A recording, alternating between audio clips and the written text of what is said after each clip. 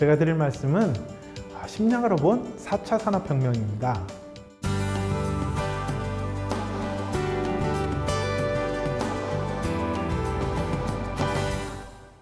자, 이게 이제 4차 산업혁명을 가장 가까이서 좀 예측해 줄 수 있을까 하는 생각이 드는데요. 4차 산업혁명이 되면서 뭐가 나왔냐면 탈권위 사회가 됐다는 겁니다. 기술의 민주화가 됐다는 거죠. 여러분들이 가지고 계신 스마트폰은 여러분들 자제들이 가지고 계신 것과 비슷하죠? 똑같죠? 안 그런가요? 저희 큰아들이 고등학생인데 얼마 전에 공부를 하겠다는 마음으로 공신폰으로 바꾸더라고요. 공신폰이라고 들어보셨어요? 인터넷 안 되는 폰이에요. 네. 근데 뭐 그러더라도 집에 오면은 옛날 폰으로 다 놀 건 다 놀아요. 근데 제가 왜 이 말씀 드리냐면은 지금 유치원생도 가지고 있는 스마트폰이 한 세대 전에는 이게 크루즈 미사일을 쏘는데 필요한 첨단 기술들이 다 들어가 있는 거예요. 그리고 한 세대 전 슈퍼컴퓨터보다 더 성능이 좋다는 거죠. 한 세대 전에 최고의 엘리트가 다뤘던 도구를 이제 우리는 유치원생들이 다룬다는 거예요. 유치원생이 뭡니까? 유모차를 탄 애기들도 다루죠. 유모차 앞에 다 스마트폰 거치대가 요즘엔 다 나오더라고요. 그렇게 하다 보니까 어떤 경계가 무너졌냐면 이제는 어른과 아이의 경계가 무너졌어요. 어른과 아이. 많은 사례들이 있습니다만은 예를 들면 애니메이션은 이제 애들만 보는 거 아니죠. 모아나도 그렇고요. 올봄에 했었던 코코도 그렇고요. 이런 것들은 애들 영화가 아니라 부모도 같이 보는 겁니다. 뿐만 아니라 게임도 마찬가지죠. 클래시 로얄. 이거 저희 집에 이 유저가 저희 식구 5명인데 4명이 유저입니다. 그 중에 레벨이 제가 제일 낮습니다. 저희 큰아들은 저 꼭대기 보이지도 않습니다. 자, 과거에는 어른 콘텐츠와 아이 콘텐츠가 나뉘었었는데 이제 어른과 아이 콘텐츠가 나뉘어 있지 않습니다. 왜 그래요? 스마트폰의 그 좁은 화면 내에서 이걸 다루려면은 직관적이고 단순해야 돼요. 자, 이러면서 최첨단의 물건들을 대통령부터 유치원생까지 똑같진 않겠지만 거의 질적으로 다름이 없는 것들을 사용하게 되는 시점들이 바로 이 시점이라는 겁니다. 당연히 누가 해먹기 힘들겠어요? 유치원생이 피곤할까요? 대통령이 피곤할까요?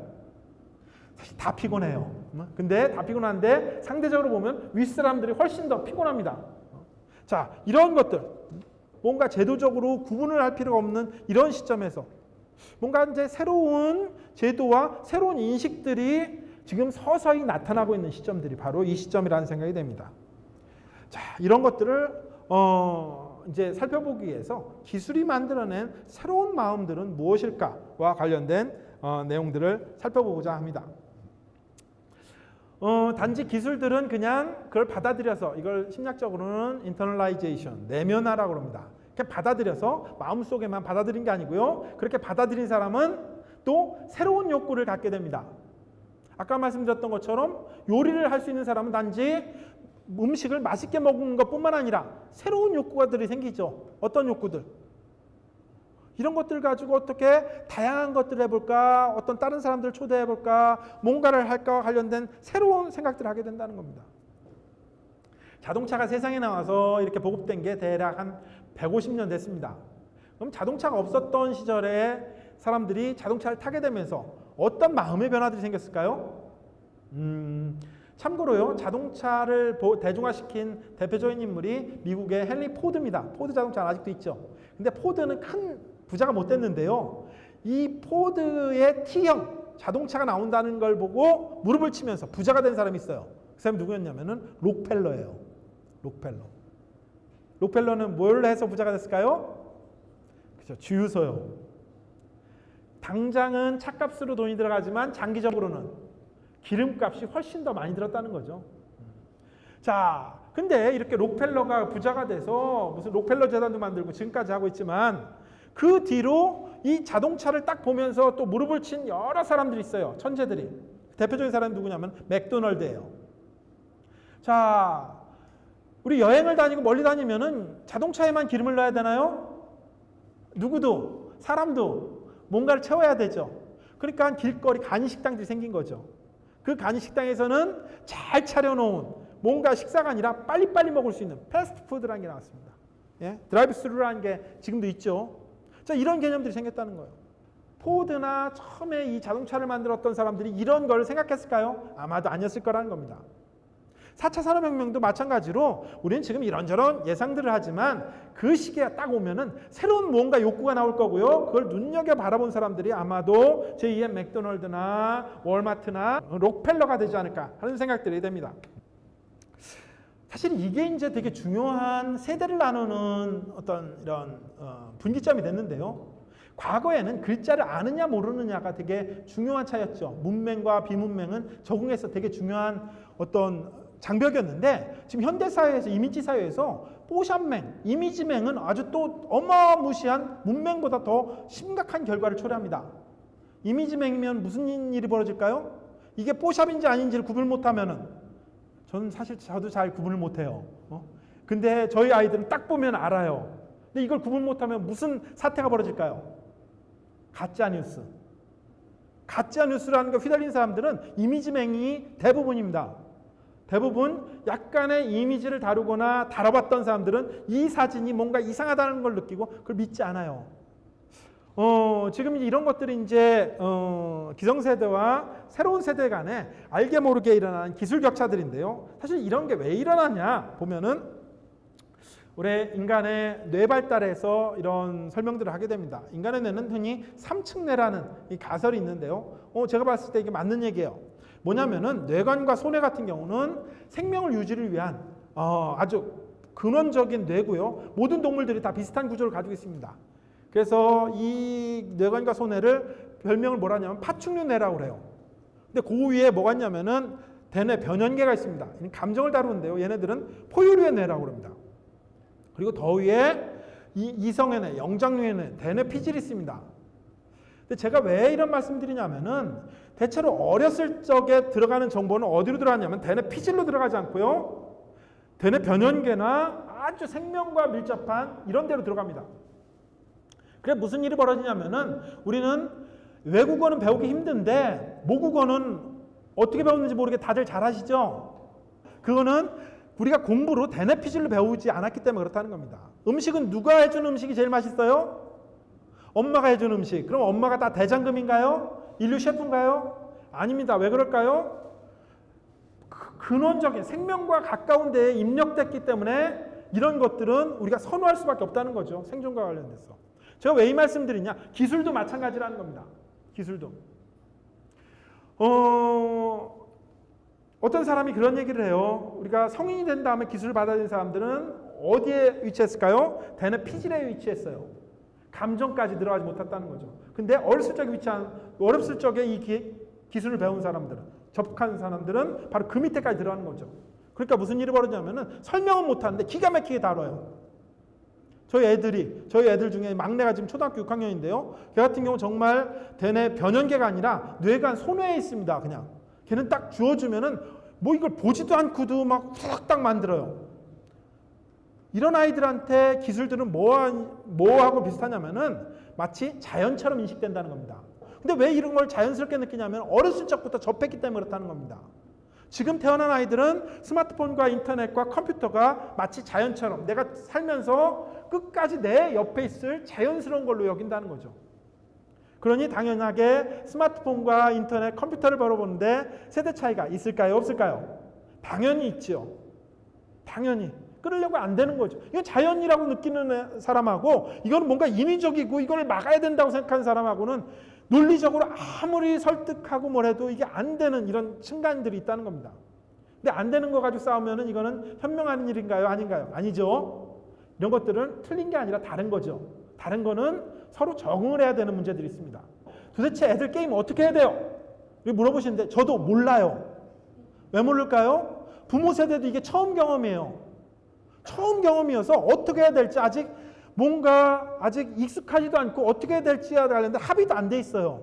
저부터 다 당황스러운 건 사실이겠죠. 그런 사람들이 그러면은 집집마다 어떻게 하는지, 어떻게 하는 게 효율적인지와 관련돼서 이제 서서히 지식들을 만들어 나가야 되죠. 사실은 4차 산업혁명 시대에 우리 중요한 새로운 지식들은 바로 이런 데서 나오는 거지 학자들의 연구에서 나오는 거는 아니라는 생각들이 됩니다. 참고로요, 모든 집에서 모든 아이들이 아니라 대부분의 아이들과 대부분의 엄마들이 게임 가지고 똑같이 지식을 복구한다면 이거는 병인가요? 아닌가요?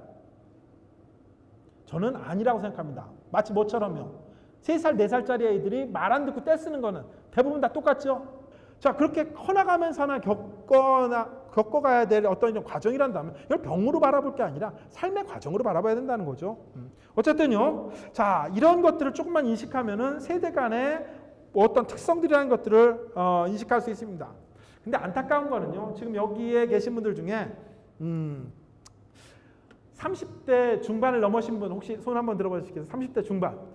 예, 그래도 많이는 안 계시네요. 예.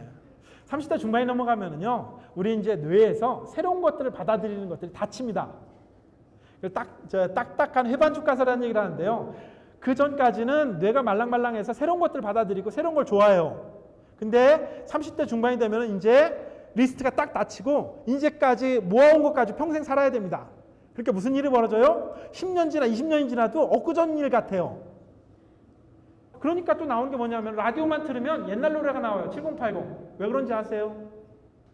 라디오를 30대 이후들이 주로 들어요. 결국은 이런 방식으로 본다면 기술과 관련돼서 과연 누가 누구를 리드해야 될 것이냐 이런 생각들은 과거 전통적으로 농업사회나 산업사회에서 윗사람이 아랫사람을 가르쳤던 이런 습관에서 좀 벗어나야 되는데 안타깝게도 그걸 벗어나기에는 지금 너무나 금방이라는 일들이라 어려움을 겪고 있다는 거. 그런 측면에서 아주 중요한 특성들이 나옵니다. 이 아이가 지금 하는 게 뭔 것 같으세요? 스마트폰을 열심히 가지고 놀죠. 아이패드를 가지고 놉니다. 그랬더니 이런 아이들은 옛날 아이들하고 달라졌어요. 어떻게 달라졌냐면은 이제는 한글을 엄마가 안 가르쳐줘도 깨우쳐요. 왜 그런 집 안 계신가요? 한글을 안 가르쳐도 유치원 애들이 다 알아요. 어떻게 알아먹었을까요? 그렇죠. 게임하면서 뭐 하면서 얘를 다루려면은 그 글자를 알 수밖에 없는 구조라는 겁니다. 자, 그럼 한글 선생이 누구예요? 적어도 사람은 아니죠. 이게 되게 놀라운 겁니다. 이제 선생님이 어디에 들어갔냐면은 사람이 아니라 사람이 아닌 선생님이 이 대뇌 변연계에 들어가게 됐다는 겁니다. 자, 이런 것들이 지금 이런 아이들한테 길러지고 있는데 자칫 부모가 알고 있는 지식 가지고 이 아이들을 재단하는 순간 이게 뭐가 되는 거예요? 21세기형 인간이 아니라 19세기형 인간이 될 가능성들이 지금 있지는 않을까. 사실 이런 것들을 심리학에서는 지식 착각이라는 얘기를 합니다. 지식 착각이 뭐냐면은 아는 것에 그 감옥에 갇혀서 자기가 모르는 걸 모르는 거예요. 내가 모른다는 것조차도 모르고 지금 내가 아는 것에 그냥 쏟아부으려고 하다 보니까 오히려 이런 것들이 나의 함정을 만들고 있는 이런 일들이 지금 벌어지고 있다고 생각됩니다. 그 다음에 또 나오는 중요한 것들 중에 하나가 옛날에 20세기 교육학에서 맨날 이랬습니다. 말 안 들면 타임아웃 시켰어요. 생각하는 의자, 생각하는 바. 근데 이건 지금 안 맞죠? 왜요? 요즘 애들은 나오라고 해도 안 나와요. 그러지 않나요? 나오라고 해도 안 나오는 애한테 거기 있는 게 벌이야. 그런 거는 대표적인 지식 착각 중에 하나라는 거죠. 자, 우리가 당연하다고 생각하는 게 사실 이제 당연한 게 아니라는 겁니다. 마치 뭐처럼요? 우리가 그냥 식사하면 패스트푸드가 있고 마트 가서 많이 사면 되는지가 당연한 게 아닌 것들처럼 이런 것들도 당연한 게 아닌 게 지금 나오고요. 이게 이제 4차 산업혁명에 우리는 아이들한테 교육을 어떻게 해야 되고 어떤 서비스를 해야 될까 관련된 중요한 힌트가 되고 있다는 겁니다. 자, 그렇다면은 그럼 이제 기성세대는 쓸모없냐? 절대로 그렇지 않죠. 기존 기술들이 성격들은 변합니다. 즉 어떤 걸 싹 물러내는 게 아니라 중첩되어 있다는 겁니다. 전기불이 생겼다고 해서 촛불이 사라졌나요? 어떤가요? 아닙니다. 그러면 전구가 비쌀까요? 초가 비쌀까요? 초도 초 나름이죠. 양키 캔들 같은 경우는 몇만 원씩 합니다. 제가 왜 이 말씀드리냐면은 지금 20세기와 21세기 거쳐 살았던 기성세대가 완전히 쓸모없는 게 아니라 이런 것들은 다시 또 제4차 산업혁명의 새로운 컨셉으로 새로운 세대한테 새로운 기술들을 전수할 수 있는 중요한 재료들이 됐다는 거죠. 결국 앞으로 4차 산업혁명이 돼서 직업이 없어진다는 생각들 하시지 말고요. 내가 잘하는 걸 가지고 얘네들한테 어떻게 매력적으로 접근할 수 있을까? 이런 것들을 좀 고민하는데 결국은 매력이라는 것들은 사람마다 다른 거고요. 결국 심리적인 영향일 수밖에 없다는 겁니다. 자, 이제 거의 이제 결론으로 다가오고 있습니다. 4차 산업혁명으로도 채우지 못한 욕망들이 뭐가 있을까? 결국 이게 이제 핵심이 되겠죠. AI가 나오고 로봇이 나옵니다. 그럼에도 불구하고 우리는 만족하리라 보장을 못하죠. 오히려 더 갈망들이 커질 겁니다. 어떤 갈망들이 생길까요? 우리 IQ라든지 뭔가 뭐 집중력, 노력 이런 것들이 어느 순간 되게 우스워지는 일들이 발생할 수도 있다는 겁니다. 자, 그렇게 됐을 때 사람들은 뭘 느끼겠냐는 거죠. 이제까지 외국어를 배우려고 수십 년 동안 노력했는데 뭐 딱 이 헬멧 하나 쓰면은 자연스럽게 언어가 소통이 돼요. 그럼 그 사람은 뭘 느낄까요? 외국어를 배우는 어려움이 아니라 뭐요? 뭔가 이걸 가지고 뭔가를 해야 되겠죠. 사실은 4차 산업혁명에서 제일 중요한 게 바로 이런 거란 겁니다. 이제까지 우리가 갖추려고 했었던 많은 기술들이 기계에 의해서 활용된다면 그러면 나는 그 다음에 나는 무엇을 해야 될까? 무엇을 할 수 있을까? 아까 신코스프레라는 얘기를 했는데요. 바로 그렇다는 겁니다. 내가 필요한 갖춰야 될 것들이 다 지금 기술적으로 완벽하게는 아니지만 거의 갖춰졌어요. 그럼 나는 신으로서 내 월드, 내 세상들을 어떻게 만들어 나가야 할까? 이것과 관련된 되게 중요한 몇몇 가지의 어떤 이런 갈등들은 사실은 인간의 어떤 본성과도 밀접히 연관됩니다. 대표적으로 아이들한테 이렇게 모빌 실험을 보면은요, 재밌는 실험이 있어요. 애들이 좋아하는 노래들이 있어요. 노래들은 어떻게 나오냐면은 애 발에다가 묶은 실에 그 모빌을 딱 움직이면 지가 좋아하는 노래가 나오도록 했어요. 그리고 또 한 번 움직이면은 꺼지도록 했어요. 지가 노래들을 통제할 수 있도록 만든 거죠. 4개월짜리 애한테. 근데 이 아이한테 이 발목의 실을 끊고 이 좋아하는 음악을 똑같이 그냥 랜덤하게 들려줬어요. 무슨 얘기인지 이해가 되시죠? 좋아하는 노래가 그냥 나는 가만히 있어도 그냥 막 나와요. 똑같이 들려요. 근데 이 아이는 사실은 앞에서 자기 발로 켰다 껐다 하는 애들은 즐거움을 느꼈는데 뒤에 그냥 랜덤하게 나오는 애들은 짜증을 내더라는 거예요. 핵심이 뭐였을까요? 노래가 아니라 뭐요? 그렇죠. 내가 뭔가를 통제한다는 거죠. 결국 사람의 행복이란 목적적이고 활동적이라는 겁니다. 뒤집어 얘기하면 가만히 있는 것처럼 못 참는 게 없다는 거죠. 가만히 있다는 의미는 뭘까요? 내가 목표하지 않고 내가 뭔가 그 목표를 향해서 활동적일 필요가 없을 때 대표적인 게 뭘까요? 이 상황입니다. 이게 바로 권태죠. 학교가 왜 재미없어요? 대부분의 아이들은 그걸 자기가 선택하지 않았어요. 그리고 그런 것들 가지고 내가 뭔가 필요하다고 느끼지 못하니까 이거는 아무런 자극들이 안 됩니다. 이때 무슨 일이 벌어지냐면 사실은 학교에서 가만히 있는 게 뭐 힘드냐 싶지만은 힘들지요? 안 힘드신가요? 힘들어요. 스트레스라는 거죠. 결국 나는 나를 위해서 뭔가 적극적으로 방향을 찾고 뭔가를 움직여야 되는데 그렇지 않았을 때 뭔가 막 해서 정말 심심해서 미칠 수 있다는 겁니다. 그게 계속되면 무슨 일이 벌어져요? 우울해져요. 내가 아무것도 할 게 없다고 생각한다면. 자칫 기계들이 둘러싸이고 뭔가 내 대신 다 해줄 수 있는 거는 정말 낙원이 될 것 같지만 거꾸로 따지면은 이게 바로 지옥이 될 수 있다는 거죠. 교육과 게임을 접목한 정말 게임처럼 재밌는 커리큘럼들 이거 정말 만들어야 되지 않을까요? 자, 이런 시도들 게이미피케이션이라는 것들로 되고 있습니다. 근데 이게 단지 교육이나 이런 것들뿐만 아니라 거의 모든 4차 산업혁명에는 다 이게 핵심적으로 들어갈 수밖에 없다는 겁니다. 왜요? 내가 해야만 하는 거는 이미 다 이제 기술이 다 보완해주고요. 내가 하고 싶은 나만의 월드들을 만들어 나가야 되는 이런 것들이 가장 중요해지고 핵심적인 어떤 사람의 특성들을 만들기 때문에 그렇다는 거죠. 그 가운데서 이제 오늘 결론인데요. 제일 중요한 건 뭐냐면은 이게 인간의 학습 곡선이고요.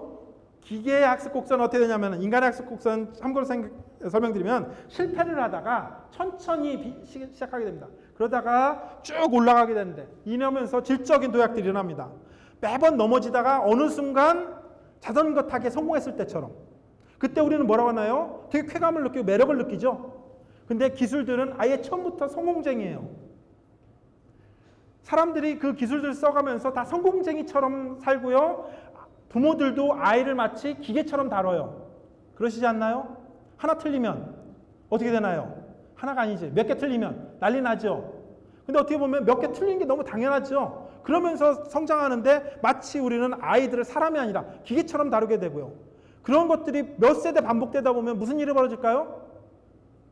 The Most Human Human이라는 책에서요. 가장 인간다운 인간이라는 책인데요. 거기에서 보면 4차 산업혁명에 그 되게 갈급한 것들 중에 하나가 뭔가 욕망 중에 하나가 나는 기계가 아니라는 걸 증명해야 된다는 거예요. 무슨 얘기인지 이해가 되세요? 기계에 둘러싸여서 지금 기계하고 소통을 하면서 나는 기계가 아니라 사람이야.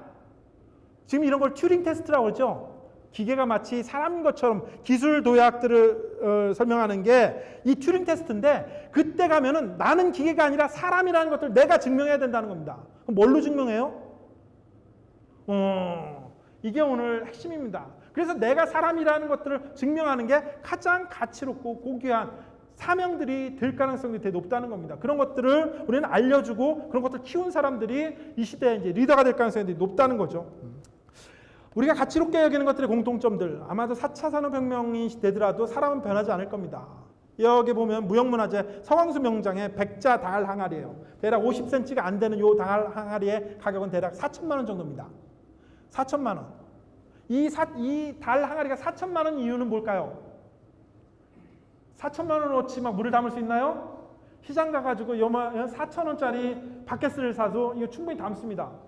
뭐 여기 담으면 물이 정화가 되나요? 예, 그러지 않다는 겁니다. 이유는 뭘까요? 단지 AI가 그냥 찍어내서 이걸 똑같이 만든다고 해서 이걸 4천만 원 주진 않을 겁니다. 저는 이렇게 생각합니다. 바로 실패라는 것들이 인간적인 속성이라는 거죠. 그리고 이런 것들을 통해서 내가 만들어낸 것이 진정한 가치 있는 것이지 그냥 결과물로만 뚝 나오는 것들은 앞서서 얘기했었던 The Most Human에서 나온 것처럼 내가 나인지 기계인지를 스스로 부정하는 이런 일들이 될 거라는 겁니다.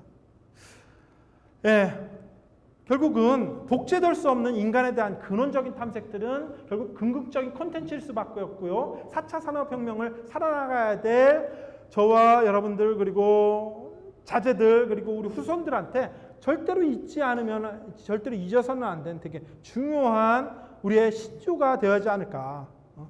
결국 이제 사람들은 어디로 갈 건지에 대해서 노동에서 해방되고 뭔가 귀찮은 것에서 해방된 다음에 사람은 어디로 갈 거야 되냐. 결국은 어떤 철학적인 질문으로 다시 돌아온 것이고요. 근데 이 철학적인 것들은 단지 머리가 아프다는 문제가 아니라 실수를 통해서 자기만의 버전들을 만들어야지 이게 비로소 이 기술들을 응용한 자기 월드의 진정한 주인이 될 수 있지 않을까 하는 생각들을 가져봅니다. 자, 고맙습니다.